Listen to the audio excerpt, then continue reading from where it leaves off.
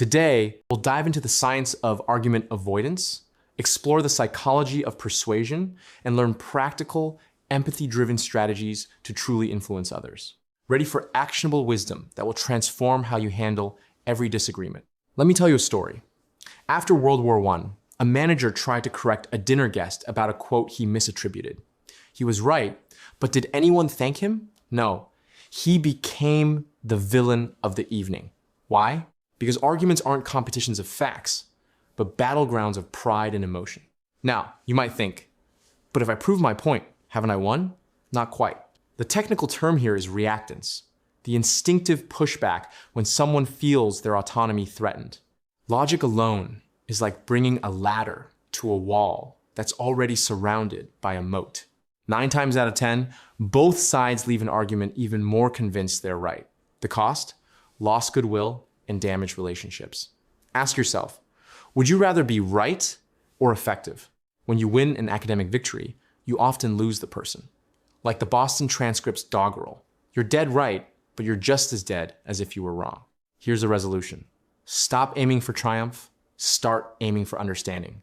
Avoid arguments like you'd avoid a rattlesnake you don't win by getting bitten.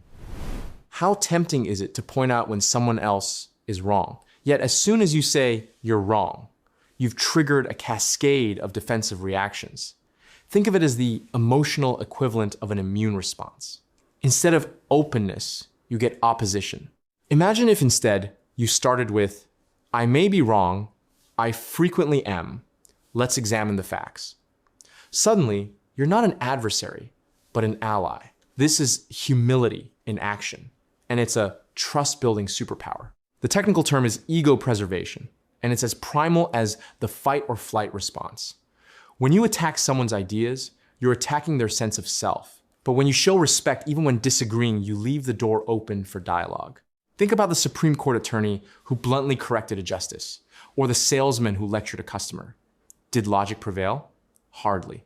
But when you let others save face, as Ben Franklin did by softening his assertions, conversations become gateways, not barricades. So, next time you're itching to declare someone wrong, pause.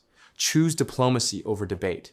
You'll be amazed at the results. What's harder, defending a mistake or admitting it? For most of us, swallowing our pride feels like climbing Everest. But here's the paradox.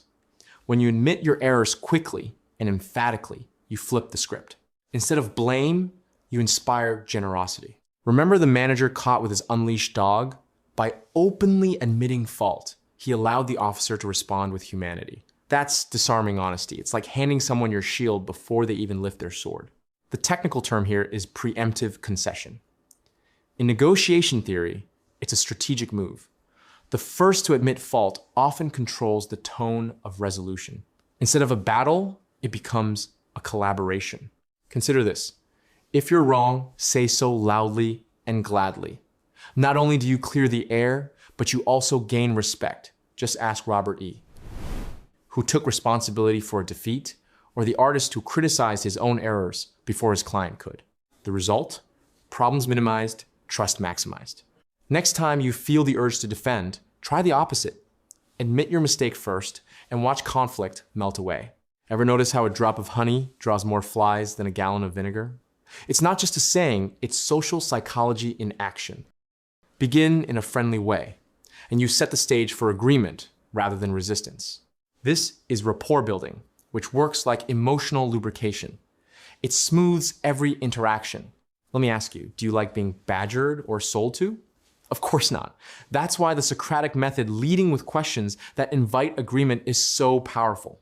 When you get someone saying yes, yes, you create psychological momentum, like a ball rolling downhill. Instead of confronting disagreement head-on, start by highlighting common ground shared goals, mutual interests. The technical term is affirmative conditioning, and it's like setting a default to cooperate rather than conflict.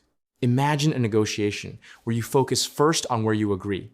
Suddenly, barriers lower and defensiveness melts. Think of Rockefeller transforming enemies to friends with his warmth, or a landlord offering better terms simply because a tenant praised his building. For your next tough conversation, try beginning with genuine kindness and questions that invite agreement. You'll be amazed at the doors that open. So, what are the top takeaways from today's deep dive into winning people to your way of thinking? First, arguments are emotional minefields. Avoid them, and you preserve both dignity and connection. Second, respecting others' opinions and admitting your mistakes opens the door to genuine dialogue. Think of it as the secret handshake of influence. Third, the path to persuasion is paved with friendliness and thoughtful questions.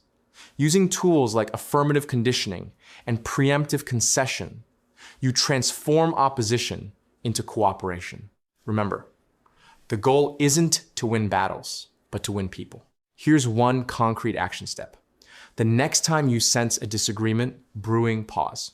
Begin with a friendly, humble statement and ask a question that invites agreement. Watch the tone shift and trust blossom. Remember, real influence starts with understanding.